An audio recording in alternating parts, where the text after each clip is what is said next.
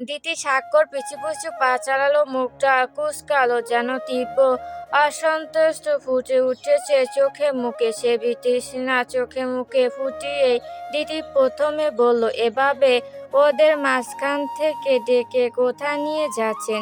কেনই বা নিয়ে যাচ্ছেন?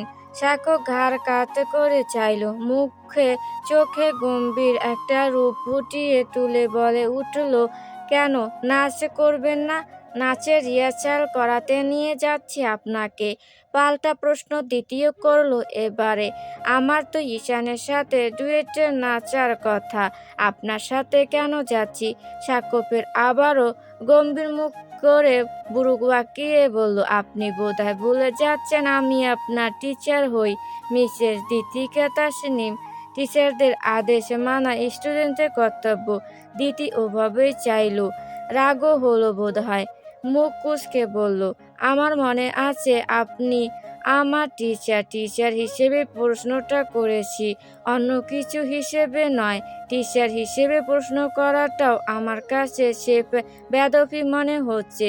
দিতি যেন বিষণ্ণ হলো এমন ভাব করেই জিজ্ঞেস করলো, টিচারকে এইটুকু জিজ্ঞেস করাও যায় না? শুনুন, কথা বাড়াবেন না, এখানেই দাঁড়ান, আমি আসছি। এইটুকু বলে সাক্ষ্য পা চালিয়ে কোথায় যেন গেল। দিতি রাগে জেদে এখানেই দাঁড়িয়ে রইল, হতাশ হয়ে। টিচার টিচার বলে মাথা কিনে নিয়েছে নাকি সব সময়? দিতিকে কিভাবে এইটুকু ভাবতে ভাবতে দ্বিতীয় পা চালালো সাক্ষ্য। তার সাথে হঠাৎ হওয়া আঘাত সবকিছু মনে মনে বিরক্তিকর বস্তু হিসেবে ধরে নিয়ে যখনই পা চালিয়ে অনেকটুকু পথ বাড়ালো, ঠিক তখন কানে এলো গম্ভীর গলা, চলুন, কাজ আছে। দিতি ফিরে চাইল, সাক্ষ্য মুখ চোখ এতটাই গম্ভীর যেন সত্যি কোনো গুরুত্বপূর্ণ কাজের কথা বলছে। দিতি বুড়ো বাঁকিয়ে বলল, কি কাজ? ভার্সিটির বাহিরে, আমার পিছু পিছু আসুন। দিতি ফের বুড়ো বাঁকালো, সাক্ষ্য ব্যস্ত হয়ে পা চালালো। গুরুত্বপূর্ণ গুরুত্ব বোঝাতে চোখে মুখে ফুটল একরাশ ব্যস্ততা। দ্বিতীয় অবশ্যভাবে দাঁড়ানো সাক্ষ্য ফের আবারও গাড় ফিরে প্রশ্ন ছুড়ল, কথা শুনতে পান না? আপনার কি মনে হচ্ছে টিচার হয়ে আপনাকে বিনা দরকারি আমি ডেকে নিয়ে যাচ্ছি? একদমই না, কিন্তু এটা যেমন মনে হচ্ছে না তেমন এটা মানতেও মন চাইছে না দিতির। ভার্সিটির বাহিরে আবার টিচার স্টুডেন্টের কি কাজ থাকবে? এইটুকু মনে মনে আরও পা বাড়ালো। যেতে যেতে বলল, আপনার দিকে তাকিয়ে থাকলে দোষ হয়, পাশাপাশি হাঁটলেও তো দোষ হওয়ার কথা। এই কারণে কাজে থাকলে সবার সাথেই হাঁটা যায়, কথা বলা যায়, কিন্তু আপনি কাজের জন্য তাকাননি। ওটা আমার কাজই ছিল, কাজ ছিল বলেই তাকিয়েছি। দিতি এটুকু মনে মনে বলেই মুখে রাগ রাগ ভাব নিয়ে চাইল, অতএব পা বাড়ালো। এরপর ভার্সিটির রাস্তা ধরে হেঁটে চলে এলো বহু দূরে, অথচ কি দরকারি কাজ তা দিতি খুঁজে পেল না। আদৌ কোনো কাজ আছে কি না তাও জানে না, শুধু মনে একরাশ বিরক্তি। আর এই বিরক্তি নিয়ে সাক্ষর পিছু পিছু আসতেই কল দিল ঈশান। ওপাশ থেকে জানালো, দিতি কোথায় তুমি? ড্যান্স করবে না? করবে না ভালো কথা, দেখবেও না। মিহু তো খুঁজছিল তোমাকে ভিডিও করার জন্য। দিতি মুহূর্তে লাফিয়ে উঠল, জানালো, নাচ করব আমি? মিহুকে না করো ঈশান, বলো যে ওর পরিবর্তে আমি ডান্স করব। কিন্তু সাক্ষ্য স্যার নিষেধ করেছে তোমাকে নিতে, করলে মিহু করবে। আরে না, সিনিয়র আপুরা তো বলেছে আমি নাচের স্টেপ ভালো পেরেছি, তার মানে পারফরমেন্সের ভালো করব। তুমি একটু বুঝিয়ে বলো। সাক্ষ্য এতক্ষণ চুপচাপ শুনছিল শুধু, এবার না পারতেই গলা ঝাড়লো। গম্ভীর রূপটা তখনও মুখ চোখে ধরে রেখে গলা ঝেড়ে বলে উঠল ধমকের সুরে, হোয়াট হ্যাপেন? পা না চালিয়ে দাঁড়িয়ে থাকার মানে কি? সাক্ষ্যর মুখ থমথমে। দিতি যখন এটুকু শুনেও ফোন নামালো না, তখন আবারও বলল গম্ভীর গলাতে, ফোনটা রাখুন। দিতি কেমন করে চাইল, কি আশ্চর্য, ফোনও কথা বলতে পারবে না সে, এটুকু ভেবে জানালো, আমি একটু কথা বলে রাখছি স্যার। এই পর্যায়ে সাক্ষ্য নিজেই ফোনটা কেড়ে নিল, পকেটে ফোনটা গুজে নিয়ে পা চালাতে চালাতে বলল, আমার পিছু পিছু আসবেন সোজা। এদিক ওদিক তাকালেও পানিশমেন্টে থাকবে। দিতি তাজ্জব যাওয়ার মতো করেই চাইলো। আর একটু পথে যাওয়ার পর প্রায় মিনিট 5 পরই একটা গাড়ি এসে থামলো তাদের সামনে। গাড়ির জানলা নামিয়ে বেরিয়ে এলো সাম্যর দাঁত বের করা মুখ। গাড়ির সামনের সিটেই বসেছে। চাহনিটা এমন যেন বেশ উৎফুল্ল মান নিয়ে বেরিয়েছে। সাম্য দিতিকে এক প্রকার ওই দাঁত কেলানো হাসি উপহার দিয়ে বলে উঠল, দিতি ওঠ ওঠ, তোদের ভার্সিটিতে বহু আয়োজন হয়েছে নাকি? সুন্দরী সুন্দরী মেয়েও আছে তাই না? দিতি একবার সাক্ষর দিকে চাইল। এতক্ষণ টিচার হিসেবে মান্যগণ্য করলেও সাম্যকে পেয়ে যেন দ্বিগুণ সাহস ভর করলো। দাঁত কেলিয়ে বলল, খুবই সুন্দর আয়োজন সাম্য ভাই, তুমি দেখবে সুন্দরীদের নামো, এখনই নামো। সুন্দরী কারোর সাথে ফিক্সড করে দেই তোমাকে, চলো। সাক্ষ্য তখনও ধীর চোখে চাওয়া। সাম্যই ফের হেসে বলল, আমার ভার্সিটি তো আয়োজন আছে রে দিতু পাখি, নয়তো যেতাম। তুই ওঠ, আমার ভার্সিটি ঘুরিয়ে আনি তোকে, চল। দিতি ফের আবারও চাইল সাক্ষ্যর দিকে। এবারে ফুরে মন নিয়ে গাড়িতে উঠতে উঠতে সাক্ষ্যকে বলল, ছাড়, আমার ভাই হয়, ওনার সাথে যাই। সাক্ষ্য শুধু গম্ভীরভাবেই তাকালো। অতএব দিতি উঠে বসতে বসতে সাক্ষ্য পা চালিয়ে গাড়ির সামনের সিটের বিপরীত অংশে গিয়ে দাঁড়ালো। তারপর গাড়ির দরজা তুলে সাম্যর দিকে চেয়ে গম্ভীর গলাতে সরাসরি বলল, নাম গাড়ি থেকে। সাম্য বিষমে নিয়ে চাইল, যেন ফ্যালফ্যাল করলো। চেয়ে বলল, তুমি না বললে গাড়ি নিয়ে আসতে, আমি এখন ভার্সিটি যাব কি করে তাহলে? সাক্ষ্য স্থির চোখে চেয়ে শুধালো, এখান থেকে নেমে মিনিট কয়েক রিক্সার জন্য দাঁড়িয়ে রিক্সা নিয়ে যাবি? আমার দরকার আছে একটু সামনে, তাই বলে আমি নেমে যাব? আমি আনলাম আর তুমি আমাকে নামিয়ে দিচ্ছ, এভাবে অন্যায় করছো না? সাক্ষ্য শান্ত চাহনিতে চেয়ে এবার শীতল স্বরে বলল, বেশি কথা বলছিস না সাম্য? সাম্য কি হলো এবার কি জানি গাড়ি থেকে নেমে দাঁড়ালো। বিড়বিড় করে বলল, কি জুলুম বড় ভাইয়া, ছোট ভাইয়ের প্রতি একটু মায়া মহব্বত নাই? সাক্ষ্য ততক্ষণে নিজের গাম্ভীর্য বজায় রেখে উঠে বসলো গাড়িতে। ড্রাইভিং সিটে বসে গাড়ি চালাতে দিতি হেই হিরে করে বলে উঠল, কি আশ্চর্য, সাম্য ভাইকে নিলেন না কেন? সাক্ষ্য শুধু গাড়ি চালাতে চালাতে জানালো, ইচ্ছে আমার, নামাইছেনি বা কেন গাড়ি থেকে? পিছনের সিটও নিলেন না, সোজা নামিয়ে দিয়ে চলে আসলাম। দ্বিতীয়বার ব্রুকুসকে চাইলো, বলল, এটা আপনার কাজ স্যার, স্টুডেন্ট নিয়ে গাড়ি চালানো। সাক্ষ্য আরেকটু পথ গিয়েই গাড়ি থামালো রাস্তার পাশেই। বলল, কেন, কোনো সমস্যা? রিহার্সাল থেকে ডেকে এনে কাজ আছে বলে আপনার পিছু পিছু এনে এখন গাড়ি চালাচ্ছেন। কেমন কাজ এটা? এর থেকে এতক্ষণে ঈশানের সাথে আমার নাচটা হতো ভালোভাবে। ভার্সিটি জুড়ে সবাই বলতো তখন, নাইস কাপল। আপনার জন্য তো কিছুই হলো না। সাক্ষ্য বুড়োবাকিয়ে তাকালো। নাচার এত বেশি শখ কেন? নিজের ফোনটা বের করেই বিয়ের অনুষ্ঠানে নাচার মতো কয়টা গান শুনিয়ে বুড়ো নাচিয়ে বলল, নাচার খুব শখ না? Now choose a song for your wedding. Riti ব্রুকুসকে চেয়েই মুহূর্তে শুধালো, করবো না চুজ? ওকে, করতে হবে না, আমি চুজ করে নিব, বাট রিহার্সাল কদিন যাবত করবেন তা ডিসাইড করে রাখুন। রিহার্সালে কোনো কমতি যেন না থাকে। একদম 16 আনা রিহার্সালই পূর্ণ করব আপনার, কোনো কমতি থাকবে না। কথাগুলো বলার সময় সাক্ষর মুখভঙ্গি ছিল ধীর গম্ভীর এবং কণ্ঠটা শীতল, যেন শান্ত ভাষাতেই হুমকি দিল। দিতি অভাবে তাকানো। এতগুলো কথা শুনে বিড়বিড় করে মনে মনে বলল, রিহার্সাল কথাটা এতবার বলার কারণ ঈশানের সাথে রিহার্সাল করেছি বলে। ঠিক এর পর মুহূর্তে মনে পড়ল নিধি আর সাক্ষর গান করা দৃশ্যটাও, সাথে চারপাশে সবার গুঞ্জন।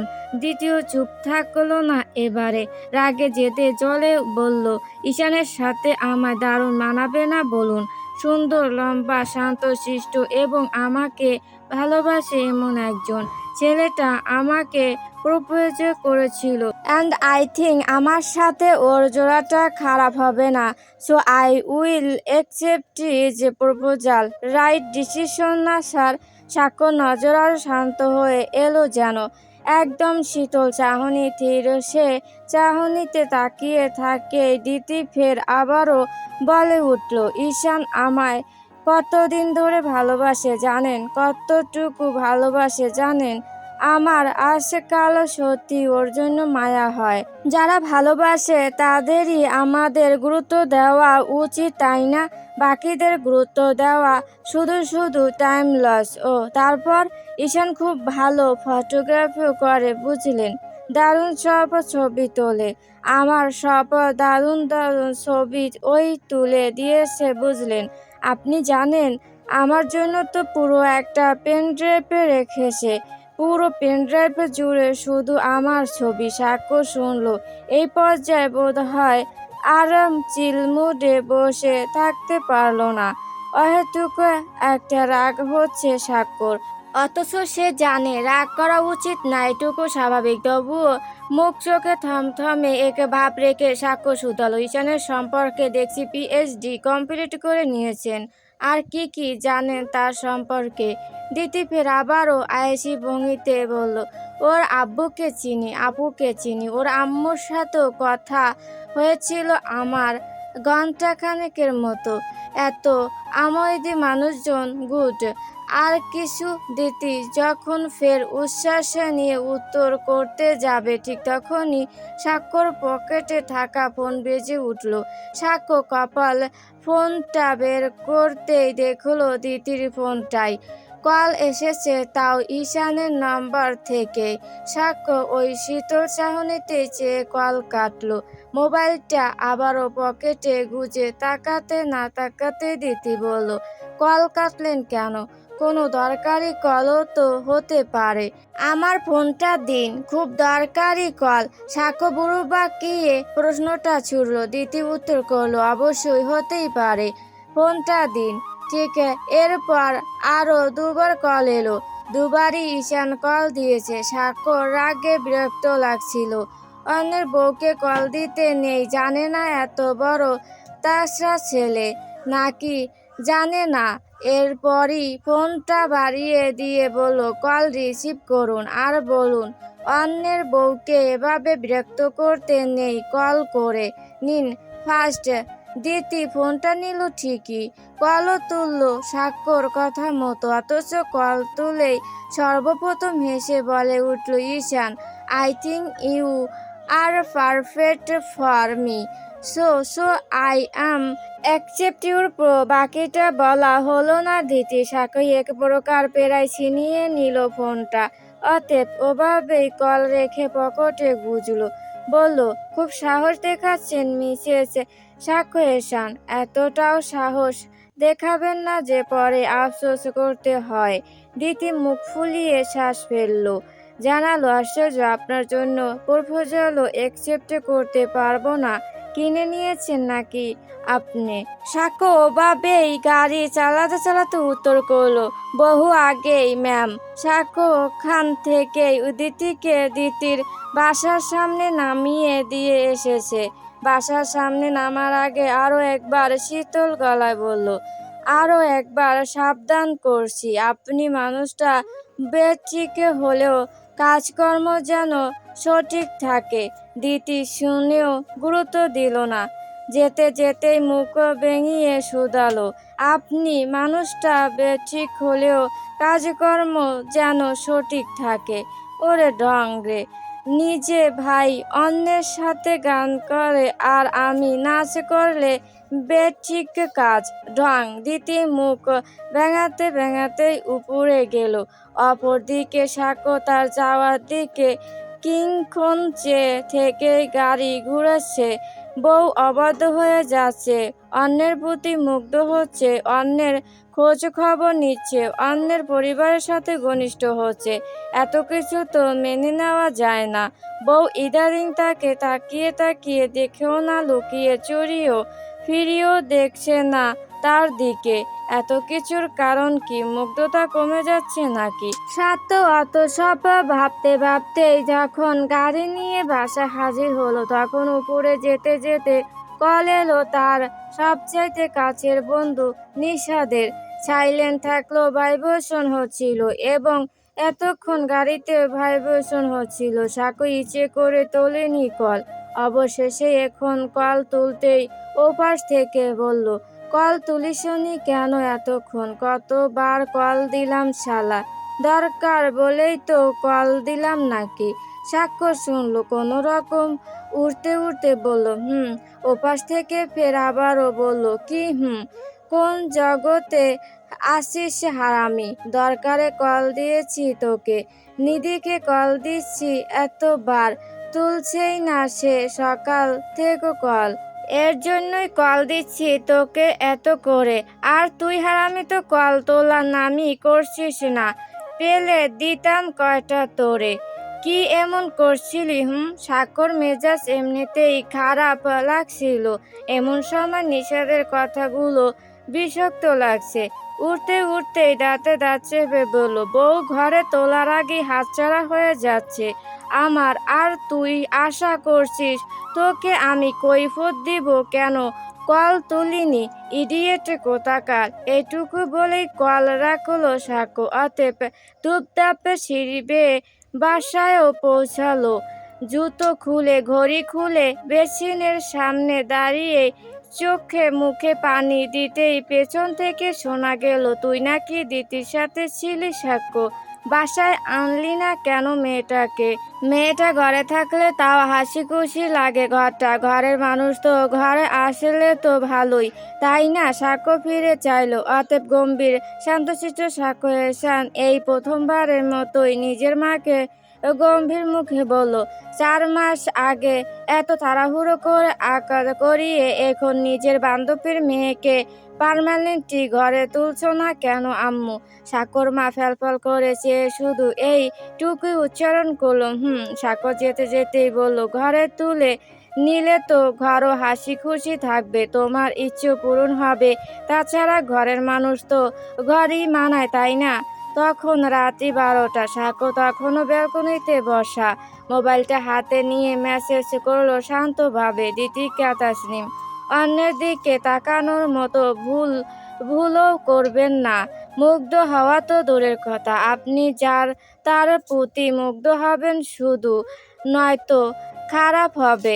দিতি তখন মহা ঘুমে। মেসেজটা এলো ঠিকই, তবে দেখা হলো না। দেখতে পেল রাত 3টায়। যখন ঘুম ভাঙলো তখনই মেসেজটা দেখে বোধহয় সর্বপ্রথম কপাল কুঁচকালো, নিজেও লিখলো, অথচ আমি তো ঈশানের প্রতি খুব করে মুগ্ধ হয়ে আছি, নেশায় বুদ্ধ হয়ে যাওয়ার মতো।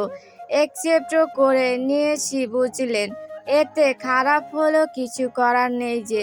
প্রেম কি অত বিরহ মানে বলুন তো? সাক্ষ্য এই মেসেজটা পেল 7 সকালে। প্রতিদিন ভোরে উঠে মর্নিং ওয়াক করলেও আজ বের হলো না সে। মোবাইলটা হাতে নিয়ে কল দিল সর্বপ্রথম দিতিকেই। ওপাশে দিতি তখনও ঘুমে। বৃষ্টিময় ঠান্ডা আবহাওয়ায় ঘুমিয়ে এখন সঙ্গী তার। দিতি দ্বিতীয়বারের মতো চোখ কষলে নিয়ে উঠল। ফোনটা হাতে নিয়ে ফোন স্ক্রিনে চাইল ঘুমো ঘুমো চোখেই। অতএব কল রিসিভও করলো। বলল, সকালে কল দেওয়ার মানে কি স্যার? আপনার আর নিধির বিয়ের ইনভিটেশন দিবেন? আশ্চর্য।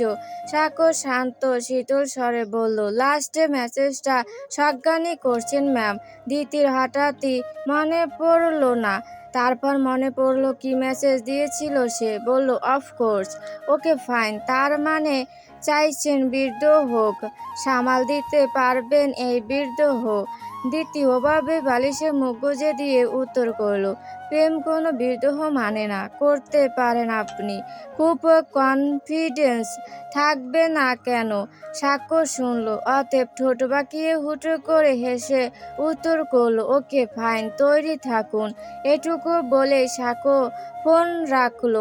মুখ চোখ গম্ভীর ছেলেটার আশ্চর্যজনকভাবে সে ঈশানকে সহ্য করতে পারছে না মনে হলো অদ্ভুত রকমের হিংসা ফিল হচ্ছে। অথচ এর আগে সাক্ষ্য কখনো কোনো মেয়েকে নিয়ে কোনো ছেলের প্রতি হিংসা অনুভব করেনি, বরং বরাবরই জেনে এসেছে দিতি মেয়েটা সে ব্যতীত আর কিছুই ভাবতে পারে না মানে পারেই না। সাক্ষ্য দিতিকে খুব ভালোভাবেই চেনে, এমনকি এখনও সে নিশ্চিত যে দিতি এমনটা করবেই না। তবুও বিনা কারণে তার ঈশানকে সহ্য হচ্ছে না।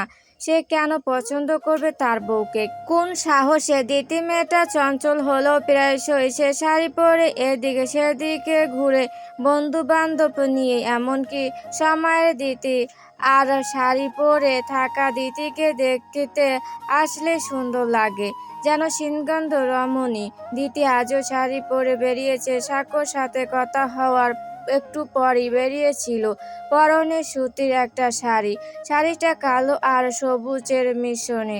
শুধু দিতেই নয়, খেয়াও পড়েছে কালো রঙের একটা শাড়ি, সাথে কথা আর ওর আদুরে বিড়ালটা আছে। মেডিকেলে পড়ার পর থেকে কথা দিতির থেকে আলাদা হয়ে গেলেও দিতি প্রায়শই জোরাজুরি করে তাকে তাদের আড্ডায় আনে, শহর ঘুরে গল্প করে। আজও তাই হলো। তবে দিতি এত করে বলেও কথাকে শাড়ি পরাতে পারেনি, কারণ তার ধারণা সে মোটা বলে শাড়ি পরলে আরো মোটা লাগবে। তাই তো মিল রেখে পুঁতি পরেছে, মাথায় দিয়েছে ঘোমটা। মিহু অবশ্য আসতে পারেনি পারিবারিক অনুষ্ঠান থাকাতে, তবু এই তিনজনে কি সুন্দর টই টই করে শহরগুলো। টং দোকানে চা খেলো, মাঠে দাঁড়িয়ে ফুচকা বেলপুরিও খেলো। অবশেষে কথাই সর্বপ্রথম বলল, আরো হাঁটবি দিতি? দিতি চাইলো, জানালো, সন্ধ্যা অবধি হাঁটবো, তুই হাঁটতে না পারলে কোলে করে নিয়ে যাব না হয়। খেয়া হেসে ফেললো। এখানে খেয়া কথা দুজনেই চুপচাপ শান্ত স্বভাবের, শুধু বকবক করার মতো আছে দিতিটাই। মিহু হলে অবশ্য আরো ভালো জমতো। দিতি আরো কয়েক পা বাড়িয়ে কথার আদুরে বিড়ালটাকে কোলে তুলতেই অদূরে চোখে পড়ল কিয়ান আর ঈশানকেও। ওদের দেখে এগিয়ে এলো। অবশেষে এসেই কিয়ান দাঁত কেলিয়ে শুধালো, কিরে তোরা এখানে? কোনো ছেলের পিছু পিছু চলে এলি? দিতির উত্তর করলো, তোর পিছু পিছু? সে তো আসবি, কিন্তু চার চোখ কি যেন নাম ভুলে গেলাম তো। কথা মিনমিন করে চাইলো দিতির সাথে, এর জন্যই ওর বের হতে মন চায় না। কোথা থেকে কোন ছেলে চলে আসে এর আগেও দুই একবার দেখেছে সে এই ছেলেটাকে। দিতির বন্ধু এটাও জানে। কথা অস্বস্তি নিয়ে বলল, কথা? কিয়ান ভুরু নাচিয়ে মজা করে জানালো, বলেন। কি কথা বলবেন? দিতি মুহূর্তে পিঠে কিল বসালো, জানালো, ওর নাম কথা ছাগল। ও আচ্ছা, মিছে কথা। আপনার বিড়ালটা তো দারুণ, একদম আপনার মতোই। এটুকু বলেই কিয়ান হাসলো। কথা সচেতনতামূলক বলল, ধন্যবাদ। কিয়ান ভেবেছিল আরেকটু ফ্ল্যাটে করবে, কিন্তু বিড়ালটাকে কথার কোল থেকে নিতে চাওয়ার চেষ্টা করতেই আছড়ে দিল হাতে। কিয়া মুহূর্তে হাত সরালো, বলল, বাবা, আপনার বিড়াল তো দারুণের পাশাপাশি ডাকাতো, আপনার মতোই। কথার মুখটা ফ্যাকাশে। কিয়ানের দিকে একবার চেয়ে সরি বলতে নিবে, ঠিক তখনই দিতি বলে উঠল, পরশু ভার্সিটির অনুষ্ঠানে আসিসনি কেন? তোর না নিধির সাথে গান করার কথা ছিল, নাকি পলিটিক্সে সময় দিতে গিয়েছিস? কিয়ান ডোন্ট কেয়ার ভাব নিয়ে বলল, কথা সত্য, পলিটিক্স আর মেয়ে ব্যতীত লাইফে আছেটা কি? তাছাড়া সাক্ষ্য ছাড় করে দিল না গান। আর কি, আমারে তো লাগলোই না। দিতির মনে পড়লো আবারও সে ঘটনা। তারপর বলল, তুই করলে লোকজন তোকে আর নিধিকে পারফেক্ট কাপল বলতো। এখন তোর জায়গাটা ওই নাকুচো লোক নিয়ে নিয়েছে। তোর আর কাপল গড়া হলো না, তাই নাকি? আমার তো আসলেই মনে হয় এরা কাপল। কাজেই অন্যের বেডি নিয়ে টানাটানি করার অভ্যাস নাই। আর এ পর্যায়ে দিতির আরো মন খারাপ হলো বোধ হয়। মুখ ভেঙালো কেবল। আসলে কি নিধির সাথে স্বাক্ষর কিছু আছে? না হলে সবাই এমন মাথায় তুলে এই জুটিকে। কারণ কি? দিতির তো অসহ্য লাগে। দিতি, কে এবং কথার বিড়াল মিটু তিনজনেই বহু ছবি তোলা হলো কিয়ানের ক্যামেরায়। শুধু ছবি তুললো না, কথাই পাশে চুপচাপ বসেছিল। যদিও কিয়ান কথা বলেছিল তার সাথে, কথা টুকটাক উত্তর দিয়েছিল কেবল। ভালো লাগছে না বলে পর্যায়ে সাক্ষ্যকেও কল করে বলেছে এসে নিয়ে যেতে। ভালো লাগছে না। সাক্ষ্য এলো প্রায় মিনিট 15 পর। গাড়িতে সাথে সাম্য আছে অবশ্য। দুজনে যাচ্ছিল অন্য জায়গায়। মাঝপথে কথার জন্য এখানে আসতে হচ্ছে বলে শ্যাম অবশ্য নারাজি কিছুটা। সাক্ষ্য রাস্তার অপর পাশে গাড়ি পার্কিং করতে করতে চোখে পড়ল দিতি। কেয়ার সাথে সাথে ঈশানকেও। কি আশ্চর্য, এই ছেলেটা এখানেও, তাও দিতির সাথে। দিতি ছবি তুলছে। একটা ক্যামেরা কিনে কি ভেবেছে রমণীদের মন কিনে নিবে ছবি তোলার অজুহাতে? সাক্ষ্য দ্রুত গাড়ি পার্ক করে নামলো। কথাকে কল দিয়ে বলল, তোর সাথে আর কে আছে? কথা এপাশ ওপাশ চাইলো, বলল, দিতি আছে, নিয়ে আয় ওই আহাম্মককেও। আম্মু বলেছে ওনাকে বাসায় নিয়ে যেতে। অথচ সাক্ষ্যর আম্মু বলেনি, কাল বলেছিল অবশ্য। কথাও তাতে সায় দিল। দিতিকে বলে কয়ে তাড়াহুড়ো করে নিয়ে এলো সঙ্গে কনে। সাম্য অবশ্য দূর থেকে দেখছিল এসব। কিয়ান যে আসার সময় কথাকে বাই দিল, একটু আগে অবধিও একসাথে বসা ছিল সবটাই। সাম্য মোবাইলে তুলে নিল একটা ছবিও। অতএব মনে মনে পেয়ে গেল যেন বিশাল এক সুযোগ। আজই সে আম্মুকে বলবে তার মেয়ে কেমন, কি করে বেড়ায়।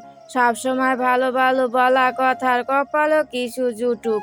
আহা, সাম্যর খুশি আর কে রাখে।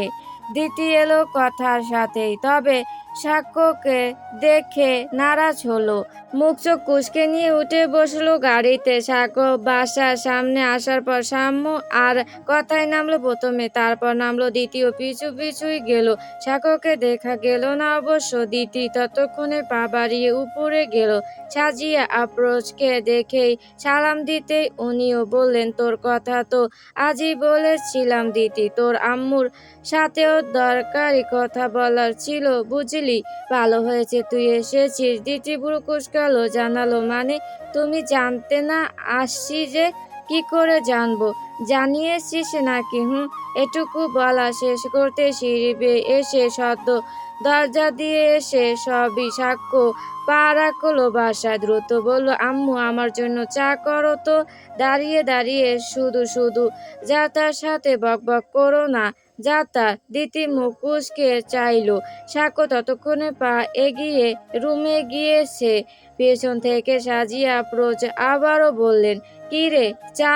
কিন্তু তুই তো চাই খাস কেমন? সাক্ষ্য ফিরে চাইলো। ধুর, কি বলতে কি বলেছে ও? বলল, ওই আর কি। তারপরই গম্ভীর মুখ করে চলে গেল নিজের ঘরে। দিতি ফিরে চাইলো। সাজিয়া আপ্রোচের সাথে রান্নাঘরে দাঁড়িয়ে থাকতে থাকতে গল্প গুজব করলো। মাঝে উনিও জিজ্ঞেস করলেন, তোর তো এখন ব্যস্ততা নেই, তাই না আম্মু? কয়েক মাস তো মোটামুটি কম ব্যস্ততা আছে, তাই না? দিতি উত্তর করলো, যাক বাঁচলাম তাহলে, ভাবতে আর অসুবিধে নেই। কি নিয়ে গো? জানবি জানবি, জানাবো আমি। এটুকু বলেই হাসলেন উনি। ছেলে আজ সকালেও মুখ চোখ গম্ভীর রেখে বলেছে দিতিকে নিয়ে।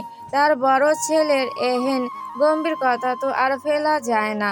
বান্ধবীর মেয়েকে তো ঘরে তোলা উচিত। সাথে এই দুজনের একটা বুঝাবুঝি হলেও ভালো। তাই তো কফিটা তৈরি করেই দিতির হাতে দিয়ে বলল, সাক্ষ্যকে দিয়ে আসবি একটু, আমার হাতে কাজ আছে, একটু পরই যাব আমি। দিতি হানা করে নিল, অতএব পাও বাড়ালো। সাক্ষ্য রুমের দরজার সামনে গিয়ে কিছুটা সময় দাঁড়ালো, তারপর ঢুকলো রুমে। সাক্ষ্যর দিকে বাড়িয়ে দিল, অতএব বলল, বাবা, রুম এত গোছানো, কে শিখালো এই রুম গোছানো স্যার? নিধি।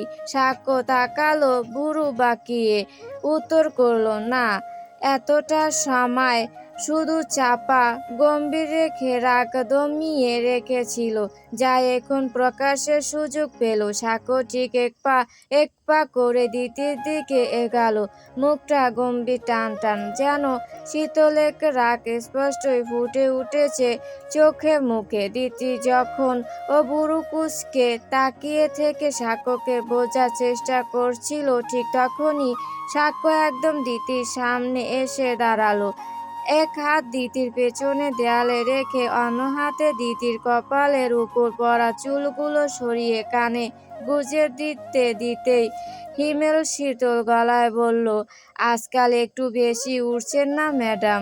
দিতি চাইল, ফের আবারও বললা হলো। ছবি তুলছেন, হাসছেন, মুগ্ধ হচ্ছেন, একসেপ্ট করছেন, নো প্রবলেম, কিন্তু একবার সাক্ষ্য এসানের মাথা বেঠিক হলে আপনাকে এক বিন্দুও ছাড় দিবে না। Mind it. এভাবে মনমতো ওরা সাক্ষ্য গুছিয়ে দেবে, তখন কেবল সাক্ষ্যর মান আকাশেই উড়বে। দিতি এবারে বলল, ডানাই নাই, আবার উড়বো আমি? সাক্ষ্য ফের কপালের পাশের চুলগুলোতে আঙুল বুলালো, বলল, তো বলুন, ছবি তোলা মানুষের অভাব আপনার ফটোগ্রাফ লাগবে?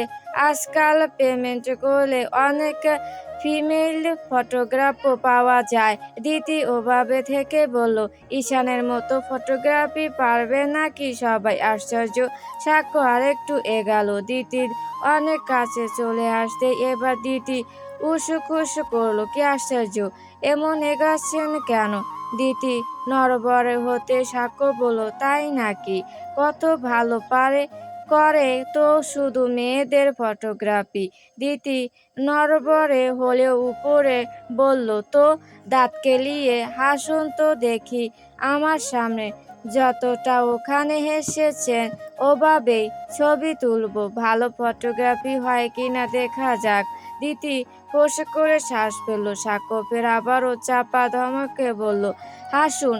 দিতি ওভাবেই চাইল। সাক্ষ্য যে কথাটা শীতল রাগ নিয়েই বলল তা স্পষ্টই বোঝা গেল। সাক্ষ্য ততক্ষণে ফোনটা এগিয়ে ধরল, দিতির ওভাবেই একটা ছবি তুলে দেখিয়ে দিল। জড়ো সরো মিসেস, লুক, সাক্ষ্য এসানের ক্যামেরায় আপনার ছবি যতটা সুন্দর আসে কারোর ক্যামেরাতেই ততটা সুন্দর আসে না, বুঝলেন? দিতি চাইল হাত বাড়িয়ে ফোনটা নিতে, হাতের স্পষ্টে টাচে চলে গেল এই ছবিটার পাশের ছবিটা। অদ্ভুতভাবে এই ছবিটাও দিতিরই। গতকাল ভার্সিটিতে তোলা ছবি, বোধহয় দূর থেকেই তোলা হয়েছে। দিতি বুড়ো কুচকে কেউ বলতে নিল, এটা এটা কে তুলেছে? সাক্ষ্য চাইল ফোনে। ঠিক মুহূর্তের মধ্যেই ফোনটা নিজের পকেটে গুটিয়ে নিল। এক মুহূর্তে বলল, যেও তুলুক, আপনার ঈশানের থেকে সুন্দর হয়েছে, দারুণ হয়েছে, এটুকু বলেই পিছু ঘুরল সাক্ষ্য। দিতি ফ্যালফ্যাল করে তাকালো, মুহূর্তে মুখ ভেঙালো, বলল, তাকে বলবেন দেখা করতে, ধন্যবাদ জানাবো। দিতি ওখান থেকে এসে ঘুমিয়েছিল সন্ধ্যা অবধি, কিন্তু ঘুম ভাঙল তখন যখন তার মাই বার কয়েক ডাকতে ডাকতে তার মাথা খেয়ে নিল। অবশেষে দিতি যখন ঘুম ঘুম চোখে মায়ের দিকে তাকালো, অনেক ডাকাডাকির পর ঠিক তখনই তাকে ডাকা হলো, দিতি, এই দিতি, উঠছিস না কেন? দিতি এই ঘুম ঘুম ভাব নিয়ে উঠে বসলো। মায়ের এমন জরুরি তলব দেখে ঘুমের রেশ কাটিয়ে জিজ্ঞেস করলো, কি হয়েছে আম্মু? সাজি কল করেছে? আজাতে ভাইও কল করে বললেন যে? কি বললেন?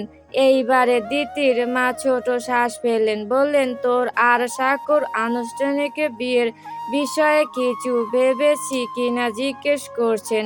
সাজিয়া চাইছিল আনুষ্ঠানিক বিয়েটা হয়ে যাক। দিতির ঘুমের রেশ তখন সবটুকুই কাটলো। চোখ মুখ কুঁচকে বলল, হঠাৎ কি কারণে? হঠাৎ কোনো কারণ নয়। আকাশ যখন হয়েছে আনুষ্ঠানিক বিয়ে তো হবেই। তোরা সাক্ষ্য সম্পর্কটা কেমন ছন্নছাড়া এগোচ্ছে না বোধ হয়। একসাথে থাকলে তবুও তোদের একটা টান তৈরি হবে। একমত বলে দেই। দিতি ফ্যালফ্যাল করে চাইল। একমত বলে দিবে মানে? দিতি চলে যাবে পরিবার ছেড়ে, আম্মুকে ছেড়ে? এটুকু ভেবে দ্রুত বলো না। আকাদের সময় তো সাজি আম্মুর ছেলে নিজেই জানিয়েছিল যে আমি যতদিন না ভার্সিটি লাইফ শেষ করছি ততদিন আনুষ্ঠানিক বিয়ে হবে না। কিন্তু তুই তো ভালোবাসিসই আম্মু, যাকে ভালোবাসিস তার সংসারে যাওয়ার ইচ্ছে নেই? আছে, কিন্তু আমি জোর করেও কারোর ঘাড়ে বসে যেতে চাই না আম্মু। তোমার বান্ধবীর ছেলে নিজে যখন চাইবে তখন আনুষ্ঠানিক বিয়ে নিয়ে ভাবা যাবে। তার আম্মু আবারও বলল, সাক্ষ্যকে না জিজ্ঞেস করে কি ওরা আমায় বলেছে? নিশ্চয়ই। সাক্ষ্য হ্যাঁ বলেছে। শিওর হচ্ছ কি করে? বিয়েও তো মনে হয়েছিল মত দিয়েই করেছিল, কিন্তু পরে জানলাম এটা তার জন্য আচমকাই হওয়া বিয়ে। এটুকু বলেই দিতি ফের আবারও ঘুম দিল। দিতির মা না পেরেই সাক্ষ্যদের জানালেন দিতির সময় লাগবে। অপরদিকে সাক্ষ্য এই উত্তরটা শুনে ইগোতে লাগলো বোধ হয়। কল দিল দিতিকেও। প্রথমেই বলল, সাক্ষ্য এহসানের সাথে সংসার করতে অসম্মতি জানিয়েছেন। কারণ কি? এখন আর ভালো লাগে না তাকে? দিতি কপাল কুঁচকে বলে, কোনো কালে ভালো লেগেছিল নাকি? আমার তো মনে পড়ছে না আমি এমনটা কখনো বলেছি বলে। সাক্ষ্য চুপ থাকলো। ঠিক এরপরই বলল, লিসেন, 1-2 দিন নয়, আমি আপনাকে বহু বছর যাবৎ চিনি। আম্মুর বান্ধবীর কোনো এক পিচ্চি মেয়ে আমাকে পছন্দ করে এটা না বুঝতে পারার মতো বোকা ছিলাম না আমি। দিতি হেসে বলল, ইয়েস, বোকা ছিলেন না, চালাক ছিলেন খুব। তো ভার্সিটির কোন কোন মেয়ে আপনাকে পছন্দ করে তা অবজার্ভ করেন না? নাকি ভালোই লাগে এসব? গম্ভীর কণ্ঠে উত্তর এলো, ভার্সিটির সব মেয়ের দিকে চেয়ে থাকি না আমি যে বুঝবো কার চোখের ভাষা কেমন। নিধির চোখের ভাষা বুঝেন? বোঝার কথা তো। আই থিঙ্ক আপনিও নিধিকে পছন্দ করেন, রাইট? সাক্ষ্য দাঁতে দাঁত চাপলো এবারে। বলল, মাথায় কে ঢুকিয়েছে এসব আজে বাজে কথা? আমার কাছে ভালোই কথাই। অন্যের ভালোবাসা দেখতেও সুন্দর লাগে, বুঝলেন? তারপর তারপর তারপর আপনাদের ভালোবাসা ভালোই লাগে। সাক্ষ্য ফের দাঁতে দাঁত চাপলো। গম্ভীর স্বরে বলল, ওয়েট, আরো ভালো লাগবে, তবে নিধি নয়, অন্য কেউ হবে।